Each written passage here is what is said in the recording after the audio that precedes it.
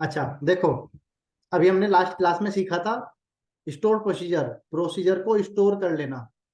अब हम सीखते हैं फंक्शन क्रिएट करना, कि हम अपनी जरूरत के हिसाब से फंक्शन कैसे क्रिएट करते हैं, मतलब कैलकुलेशन को कैसे हम स्टोर कर सकते हैं। जैसे हम सम करते हैं, काउंट, मैक्स, मिनिमम, जो फंक्शन हम यूज करते हैं, ये फंक्शन कैसे बनाए गए हैं, वो चीज हम सीखते हैं। देखो ये कहाँ पे काम आ सकती है। जैसे कि कई बार ऐसी कैलकुलेशन होती है जो हमें बहुत बड़े बड़े फंक्शन लगा लगा के, फॉर्मूले बना के तब करनी होती है, तब हमारा रिजल्ट आता है। बट चलो हम तो उसको कर लेते हैं क्योंकि हमें एसक्यूएल आता है।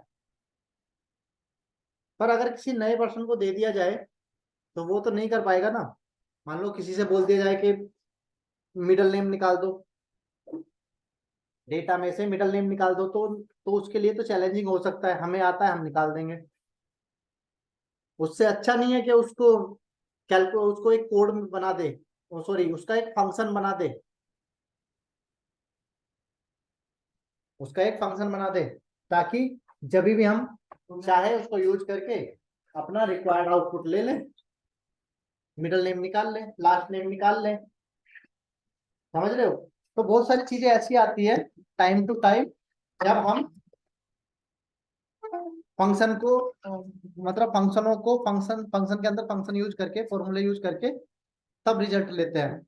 बट हम उनको फंक्शन में कन्वर्ट करके मतलब अपना खुद का फंक्शन क्रिएट करके रिजल्ट ले सकते हैं।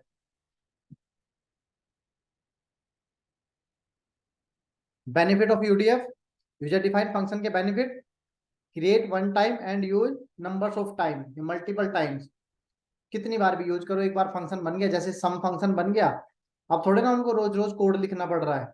एक बार कोड लिखा, सम फंक्शन बन गया और काम खत्म। अब सब सम फंक्शन यूज कर रहे हैं। Use to minimize minimize complexity of large query. Large query जब हम लिखेंगे, हर बार लिखेंगे, तो हो सकता है उसमें प्रॉब्लम आए, हो सकता है सही काम ना करे।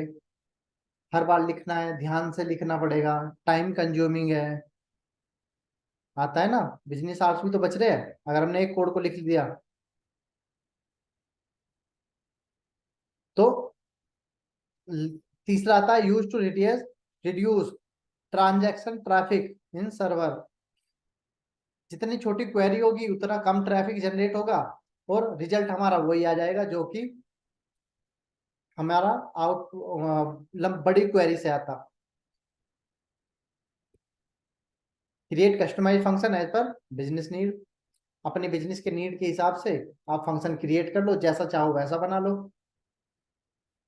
आप ऐसा भी होता है कई बारी कि जो डेवलपर होते हैं वो अपने खुद के फंक्शन बना के रखते हैं, ताकि उन फंक्शनों को यूज करके, देखो ऐसा होता है ना, जो डेटा एनालिस्ट वाले लोग होते हैं, अब डेटा एनालिस्ट का काम ऐसा होता है कि एक बार काम कर दिया, जैसे एसक्यूएल डेवलपर की बात करते हैं या वीबीए डेवलपर की बात करते हैं, तो उनमें क्या होता है, हमने एक क्वेरी लिखी, उसको स्टोर प्रोसीजर बना दिया, या तो हमने यूजर डिफाइंड फंक्शन बना दिया, फिर उसके बाद हमारा काम खत्म। तो कंपनी को क्या लगता है, अरे यार ये तो कुछ कर ही नहीं रहा, फालतू की फ्री की सैलरी ले रहा है। तो जो भी लोग होते हैं कोडिंग लिखने वाले या एसक्यूएल सीक्वल की क्वेरी लिखने वाले, वो उस तरह के फंक्शन क्रिएट करके उनको यूज कर लेते हैं जिन जिन फंक्शनों को समझ ही नहीं पाओगे। मतलब जैसे एक फंक्शन बना दिया उन्होंने किसी अलग नाम से, अब उस नाम से फंक्शन जो बनाया वो फंक्शन काम क्या करता है वो कैसे पता चलेगा? वो तो उन्हीं को पता है ना, कि हमने A1 करके जो फंक्शन बनाया हुआ है वो सम के लिए है, या B1 करके जो हमने फंक्शन बनाया हुआ है वो काउंट के लिए है। अब ए फंक्शन लगा हुआ है, बी फंक्शन लगा हुआ है, कोई भी नया आएगा पर्सन, उसको पता ही नहीं चलेगा ए फंक्शन क्या है, ये बी फंक्शन क्या है। कई बार इस केस में भी फंक्शन क्रिएट किए जाते हैं ताकि हमारी डिपेंडेंसी बनी रह सके कंपनी के ऊपर। कंपनी अगर हमें किसी भी टाइम पे निकालती है बिना किसी नोटिस के या बिना किसी उसके सर्विस के, तो बाद में फिर वो आपको खुद बुलाएगी, क्योंकि पूरा कोड वो चलेगा ही नहीं।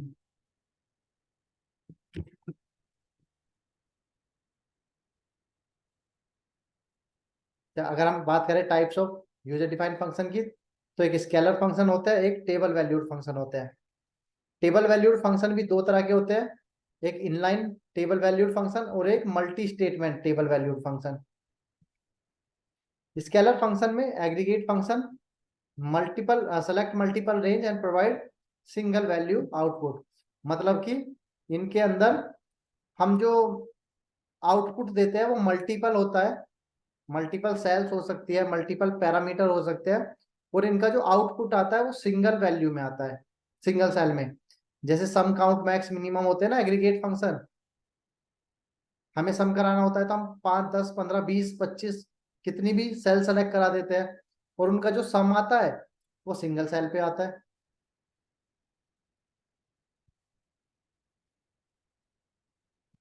अगर बात करें सिंटैक्स की, तो देखो सिंटैक्स ऐसे लिखते हैं, क्रिएट फंक्शन, जैसा हम अभी तक लिखते आ रहे हैं, क्रिएट फंक्शन, फंक्शन नेम और फंक्शन के अंदर पैरामीटर। ये पैरामीटर क्या होते हैं, सम लिखेंगे तो ये कितने पैरामीटर हमें उसमें चाहिए, वो पैरामीटर हमें यहाँ पे डालने पड़ते हैं। पैरामीटर का डेटा टाइप भी बताना होता है कि किस टाइप का पैरामीटर हम बना रहे हैं। उसके बाद हम यहाँ पे लिखते हैं रिटर्न्स, और रिटर्न्स के बाद हम लिखते हैं डेटा टाइप। देखो जैसे हम यहाँ पे आते हैं, हम लिखते हैं इज ओड। तो ओड के अंदर, इज ओड के अंदर हमने इनपुट में क्या डाला है, नंबर, और आउटपुट हमें क्या मिला है, टेक्स्ट। तो हमें उसको बताना होता है कि आउटपुट हमें किस टाइप के डेटा में चाहिए, किस नेचर के डेटा में चाहिए। फिर एज लिखते हैं बिगिन, और जो भी हमारी स्टेटमेंट होती है, जो भी हमें कैलकुलेशन करनी होती है वो कैलकुलेशन करते हैं।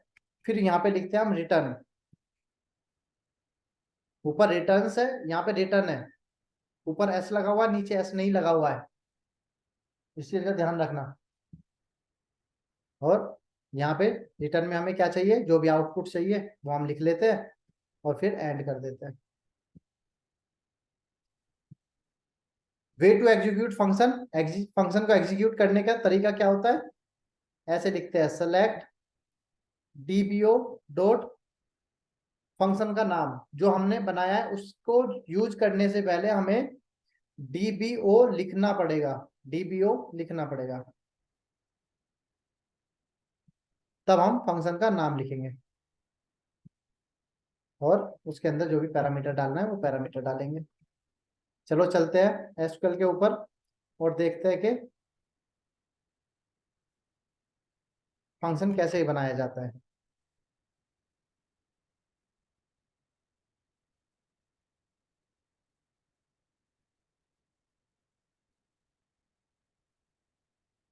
यूज एसक्यूएल 2 बजे।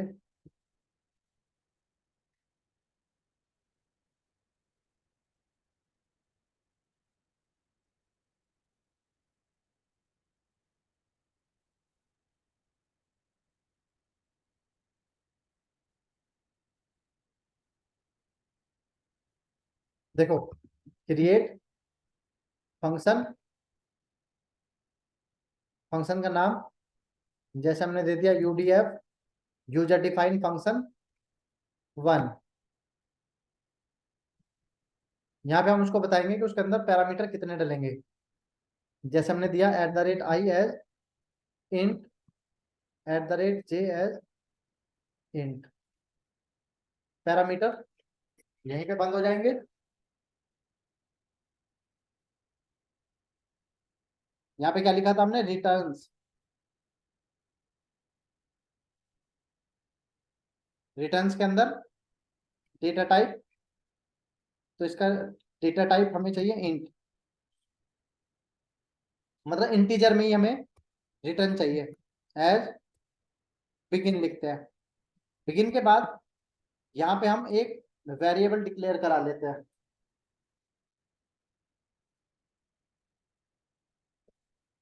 जैसे हमने करा दिया output as,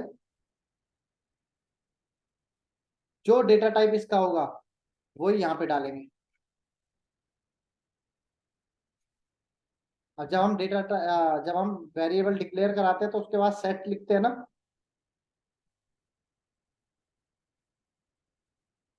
set output equal to @i plus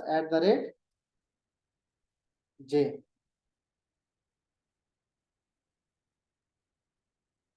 ठीक है जी।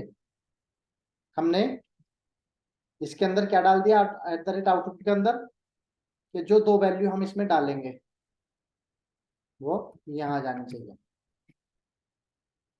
उसके बाद यहाँ पे क्या लेंगे हम, रिटर्न। रिटर्न में क्या ले लेंगे, आउटपुट, क्योंकि आउटपुट के अंदर ही वैल्यू आ गई है। और यहाँ पे कर देंगे हम एंड, बिगिन वाला। चल गया। अब देखो इसको एग्जीक्यूट कैसे करते हैं।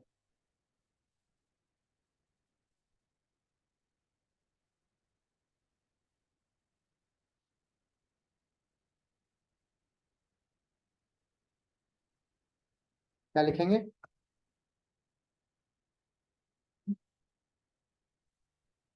सेलेक्ट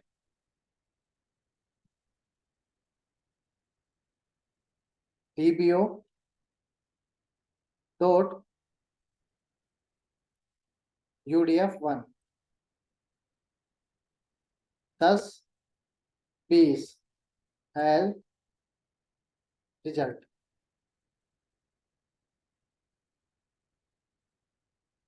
F5 प्रेस किया तो रिजल्ट क्या आया है, 30।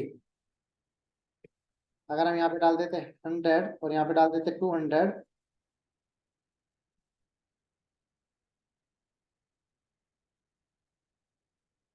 तो 300 आ जाता।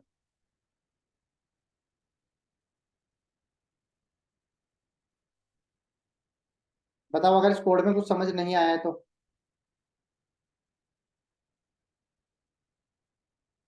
आ गया समझ। क्रिएट फंक्शन, फंक्शन का नाम, दो पैरामीटर हमने दिए, रिटर्न में ले लिया, डेटा टाइप इंटीजर में ही हमें चाहिए, एज, बिगिन। यहाँ पे फिर एक वेरिएबल डिक्लेयर कराया और उस वेरिएबल के अंदर डाल दिया हमने वो वैल्यू जो यहाँ पे हम पैरामीटर में डालेंगे। और इसी को हमने रिटर्न ले लिया, क्योंकि आउटपुट के अंदर आई और जे है। मैंने बताया था ना, इसको हम कैसे यूज करते हैं, जैसे कोई बर्तन है, इस बर्तन के अंदर हमने क्या डाल दिया, बर्तन के अंदर डाल दिया @i की वैल्यू और जे की वैल्यू, और उस बर्तन को हमने वापस ले लिया, तो बर्तन के साथ क्या आ गया, इन दोनों की वैल्यू भी आ गई।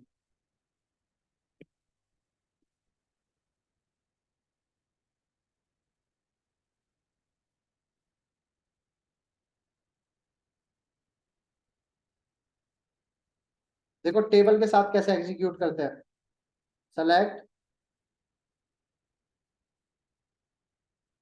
स्टार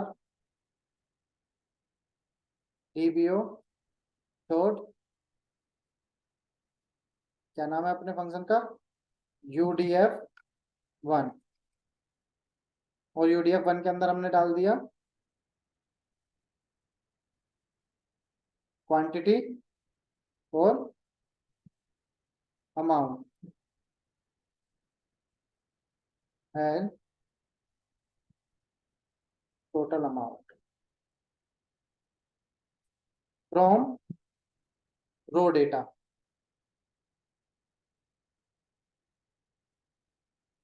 देखो क्वांटिटी और अमाउंट का सम करके दिखा दे रहा है।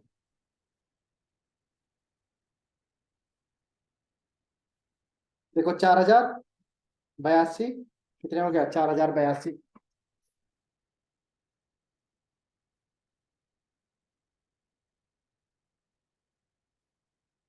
समझ आया।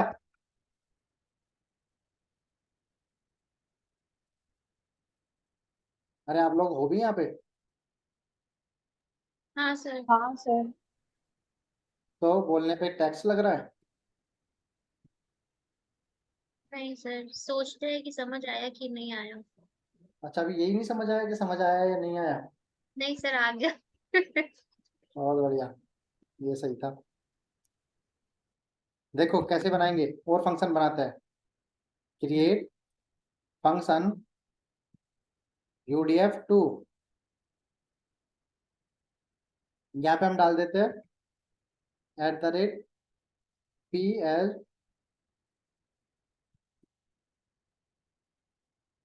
varchar 500, या varchar मैक्स डाल देते हैं।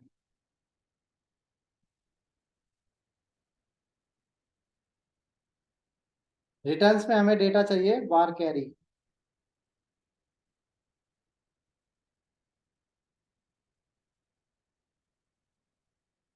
L begin declare @output1 as varchar।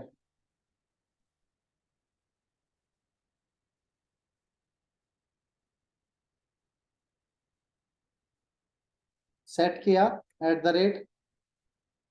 @output1 equals to, यहाँ पे ले लेते हैं हम सबस्ट्रिंग। सबस्ट्रिंग फंक्शन क्या काम करता है? मिड वैल्यू निकालते हैं। हाँ, मिड वैल्यू। हाँ मिड फंक्शन की तरह काम करता है। मिड वैल्यू नहीं, फर्स्ट वैल्यू भी दिखा हाँ, देगा। मिड फंक्शन की जगह सब स्ट्रिंग यूज होता है इसलिए। हाँ, और यहाँ पे सबस्ट्रिंग में क्या लिखेंगे? फाइंड। फाइंड की जगह पे यहाँ पे क्या फंक्शन यूज होता है?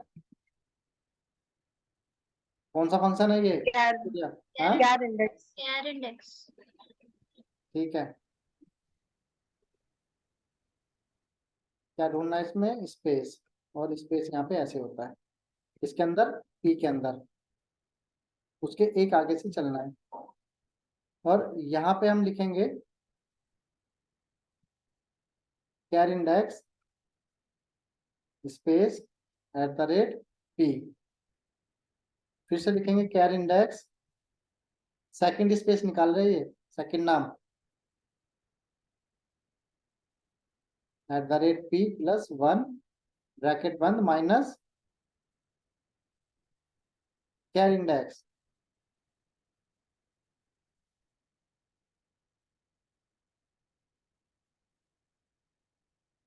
-1 की जरूरत नहीं है, ऐसे लिख देते हैं।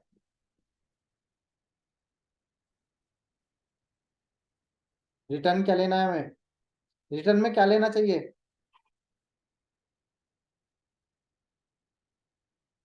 रिटर्न में क्या लेना चाहिए हमें? कुछ भी बताओ जो समझ आ रहा है।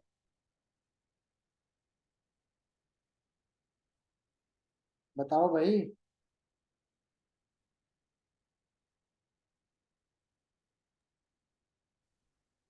इसमें नहीं समझ में आ रहा क्या लेना है। नहीं समझ आ रहा? अच्छा, ये जो फंक्शन हमने लिखा है ये किसके अंदर आ गया? आउटपुट में। तो रिटर्न में हम आउटपुट ही तो ले लेंगे। Okay okay. भाई वापस हमें क्या चाहिए? आउटपुट।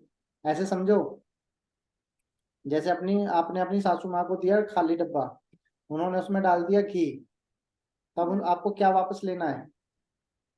डब्बा ना, हाँ। जिसके अंदर घी डाला हुआ है। हम्म, घी तो अपने आप आ जाएगा, डब्बा आ गया तो। समझ गए सर। जैसे हरियाणा में एटीएम में चोरी करने गए, वो एटीएम से पैसा नहीं निकला, तो पूरा एटीएम उखाड़ के ले गए। हम्म, एटीएम आ जाना चाहिए, पैसे तो उसी के अंदर है ना। हाँ सर। तो ये आ गया एंड।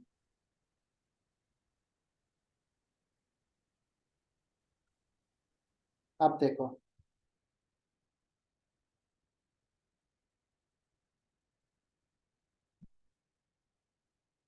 सेलेक्ट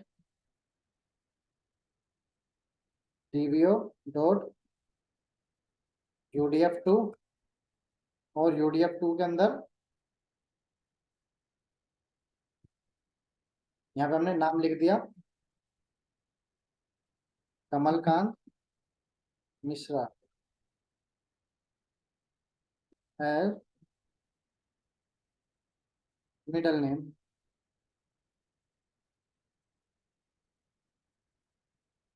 तो क्या निकाल के दिखा रहा है? दिखा रहा है ना कांत।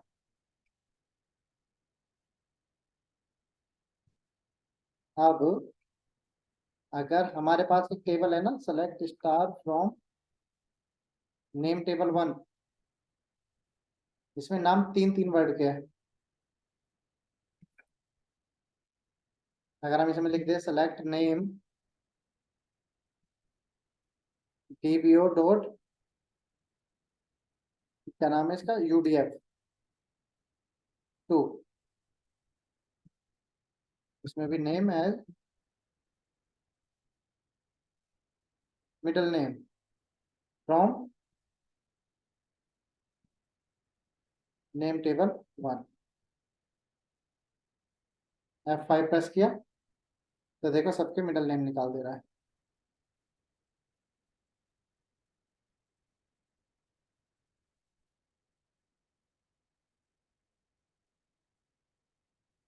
ठीक है, बताओ, मुझे लग रहा है ये समझ नहीं आ रहा आप लोगों को। सर एक ठीक बार है, रिपीट कर दीजिए। देखो यहाँ तक तो समझ आ गया होगा। क्रिएट फंक्शन, फंक्शन बनाना है, हाँ सर, हाँ। फंक्शन का नाम और फंक्शन के जो भी पैरामीटर हमें डालना है। हम्म। तो जैसे हमारे पास एक नाम आएगा पूरा बड़ा, तो हमने उसके लिए ले लिया वारकेर मैक्स, कितना भी बड़ा नाम हो सकता है इसलिए मैक्स लिया। ठीक है जी, पी के अंदर। अब जो भी नाम हम इसके पैरामीटर में डालेंगे वो किसके अंदर चला जाएगा, पी के अंदर। पी के अंदर आ जाएगा ना वो नाम। हाँ हाँ। अब पी के अंदर नाम आ गया तो यहाँ पे लिखता है रिटर्न्स, और ये वारकेर मैक्स कि किस टाइप के डेटा में हमें आउटपुट चाहिए। तो अब जब नाम हमारा वारकेर है तो रिटर्न भी उसका वारकेर ही आएगा। एज बिगिन यहाँ पे डिक्लेयर करा दिया एक वेरिएबल वारकेर करके, और फिर ये जो हमने आउटपुट लिया है, डिक्लेयर जो हमने वेरिएबल कराया है आउटपुट वन, ये इसके अंदर हमने डाल दिया वो फंक्शन मिड वाला पूरा फंक्शन। वरना तो अगर हमें मिडल नेम चाहिए होता तो जैसे हमने अभी ये लिख दिया सेलेक्ट नेम और ये लिखा, इसकी जगह हमें क्या लिखना होता, ये फंक्शन, ये फंक्शन लिखना होता ना वहां पे। हम्म। और इस एट द रेट पी की जगह पे क्या आता है यहाँ पे, नेम।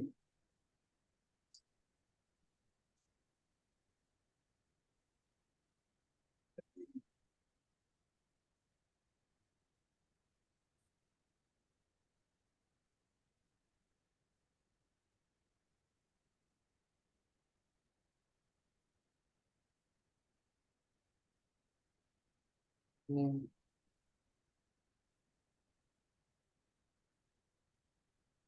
फ्रॉम, और यहाँ पे लिखते हैं as middle name from row data, sorry name table one.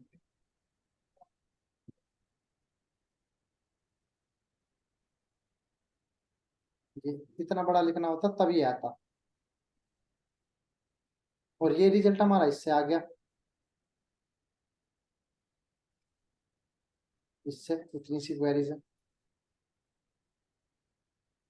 ये इस क्वेरी को लिखने से हम बच गए। ठीक है यहाँ तक। हाँ सर, आया अभी।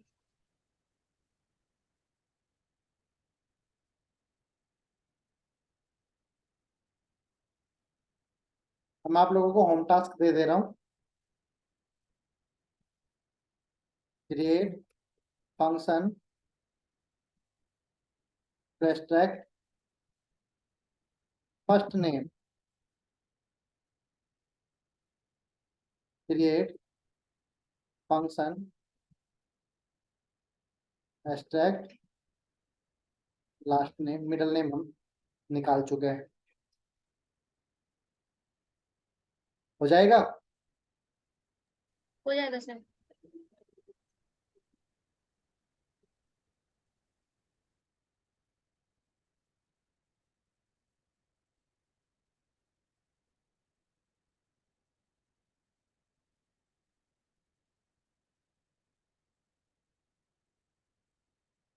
अच्छा, और फंक्शन बनाता है। और क्या कर सकते हैं हम इसमें?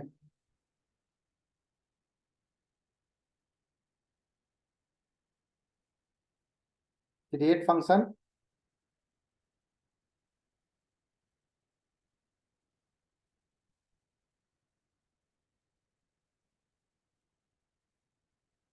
UDF3 और यहाँ पे हमने दे दिया @u as begin.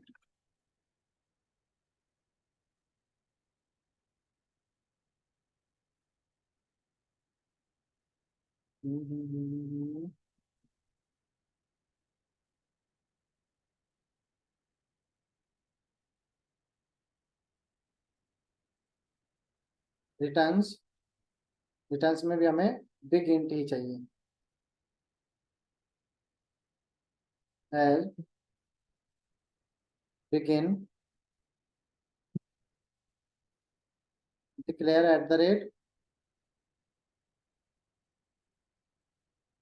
Output two as big int.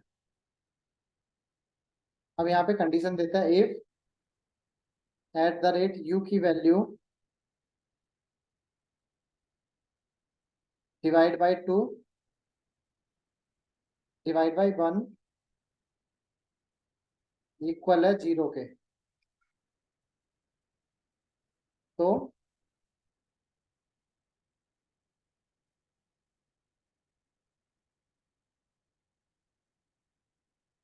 Print हो जाए @u की value.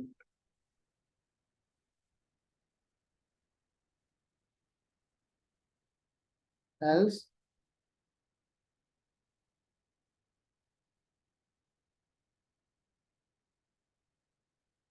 Print blank.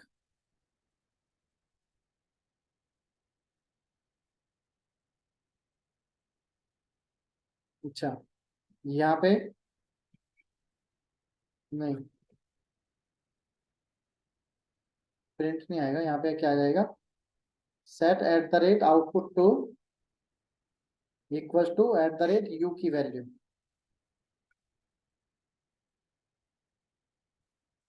Set output to equal to blank, या ब्लैंक नहीं होता, इसमें नल होता है।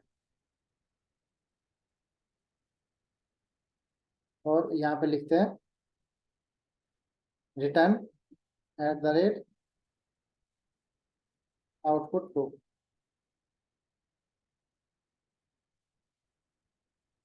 ये उसका एंड कर दिया।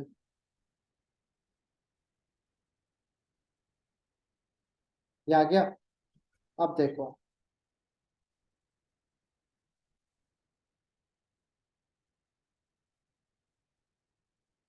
Execute select TBO dot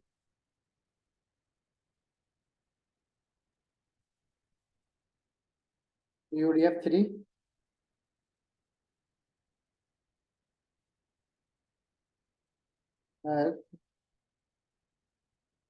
result. क्या दिखाएगा?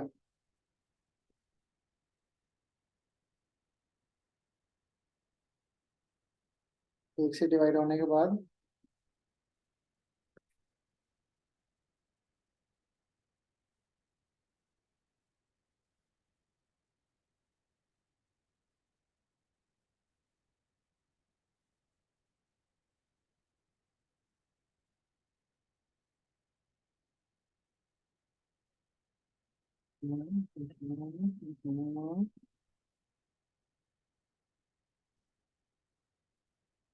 ऑल्टर।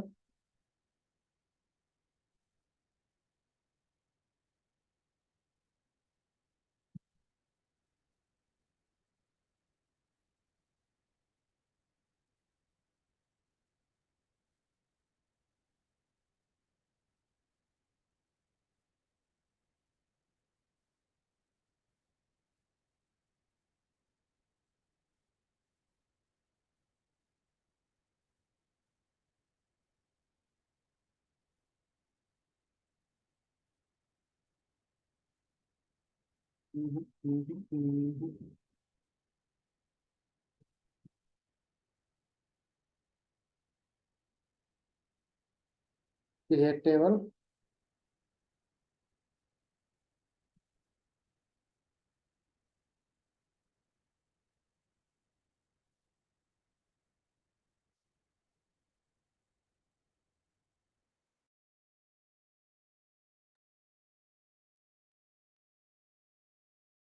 यहाँ पे आते हैं, जैसे हमने आईडी लिख दी,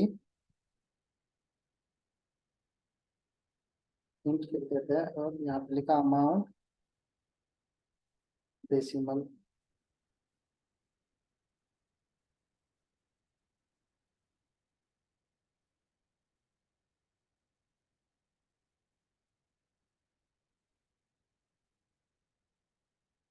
इंसर्ट इनटू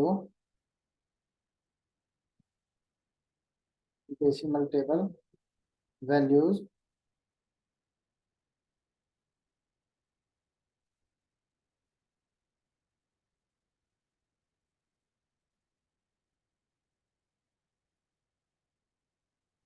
को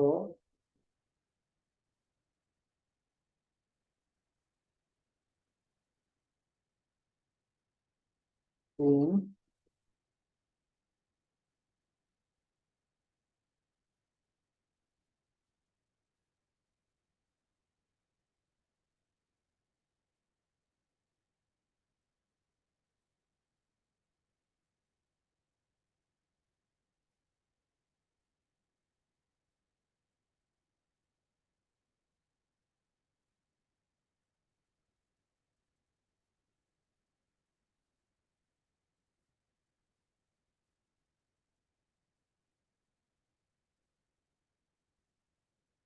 F5 प्रेस किया, select star from decimal table, इस तरह से आ गई है। Select amount DBO dot UDF3, इसमें अमाउंट एड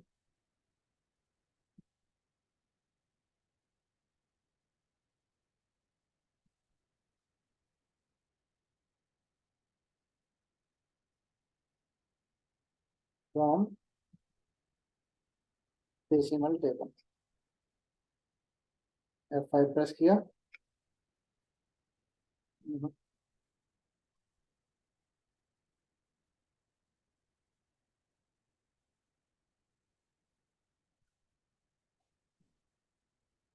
डेसिमल वैल्यू डालने नहीं दे रहा है ये।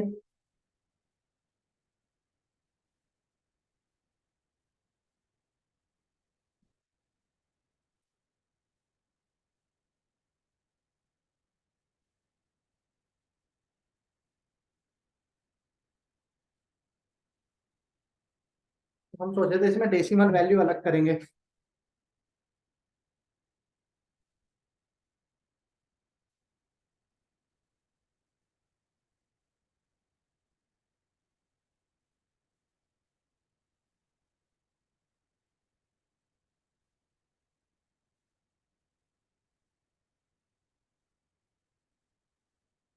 इसको बिग एंटी कर देते हैं।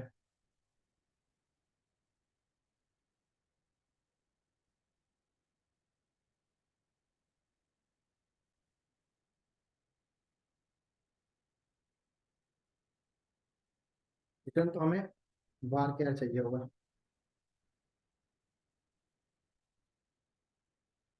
अगर ये 2 से डिवाइड होने के बाद इसका जो रिमाइंडर है वो 0 बचता है, तो क्या लिखा है वहां पे? लिखा है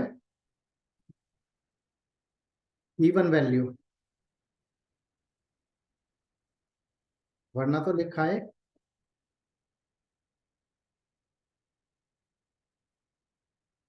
ओड वैल्यू।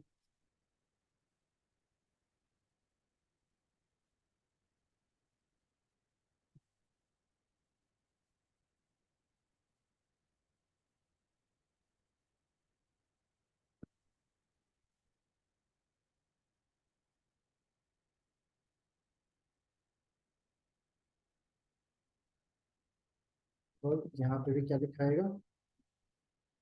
वार कैर। हमेशा जो भी ऊपर वाली सेल की, जो हमने यहाँ पे लिखा है, जिसका डेटा टाइप है, वही यहाँ पे आएगा। हमेशा याद रखना इसको, इसलिए इसने एरर दिखा दिया कन्वर्ट करने का।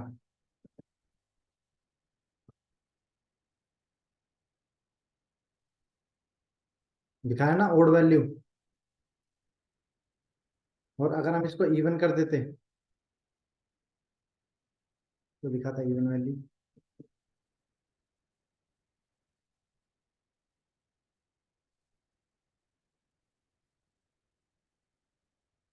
Select star DBO dot UDF3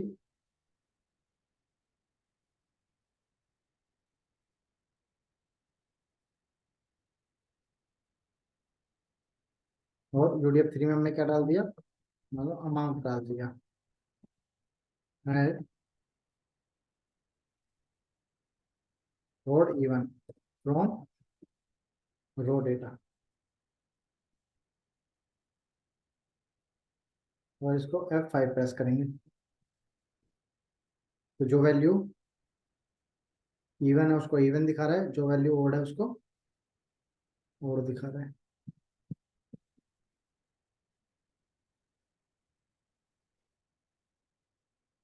आ रहा है ना? ये तो समझ आ ही गया होगा।